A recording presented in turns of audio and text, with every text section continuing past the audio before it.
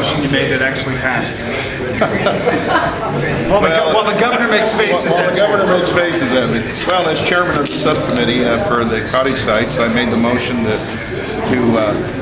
go with what we call a 4-10-5. All leases are due right now. We have to have a new rate for next year. And what we did was pass a motion that would allow for a 9% increase a year overall, 54% over 5 years. Plus we would have what we call 10% premium rent, or we would have 50% of net on the premium rent. What does this do? Well, remember, we are in a sale and disposition mode on our cottage sites. And we think it's better for the endowments.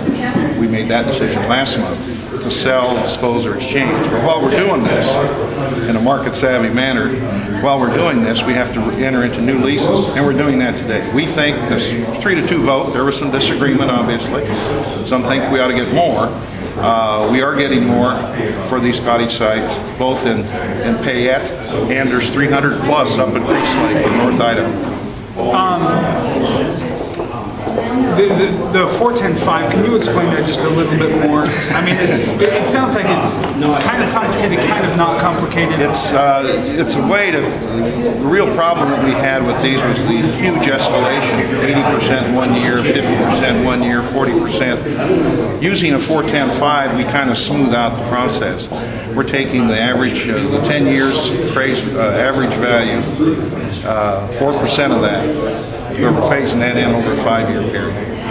That's what happens. It's a bump, it's a raise for everybody. Payette Lake lakefront will go up about 8. Second tier on Payette would go up about 14, and these are percent a year. And Priest Lake would go up about 9%. Remember, this board has frozen rents the last 3 years in Payette and the last 2 years at Priest. So it's time, even though this economy is horrible, it's time for us to raise those rents, because our #1 charge is the mandate to maximize income for the endowments. Mediation was discussed today. Is this going to go to mediation at all at this point? That was discussed, not for this new lease coming up. We're always looking for, as a new board comes in January, there may, but this is a long-term lease. You can't mediate away your constitutional responsibility. That's #1. And a lot of things have been suggested. I've worked on this for years. It gets down to they don't want to pay any more. We think we need to get more for the endowments. It was mentioned, those who voted against your motion, that not enough money is being brought in, that it actually not being fair to the beneficiaries. What do you say to that? Well, I think bringing in 54% increase in 5 years is a reasonable rate of return for the beneficiaries, but not a sledgehammer to the lessees. A 6% of current or a 4% of current, you start, one of them's 130%, the other one was 254%.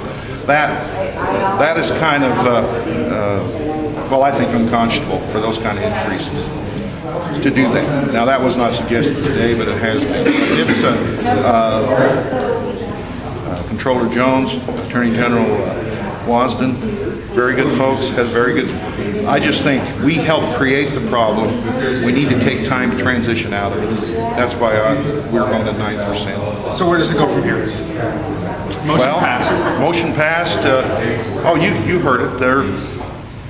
I would not be surprised to see some litigation somewhere down the line. Anything else you'd like to add?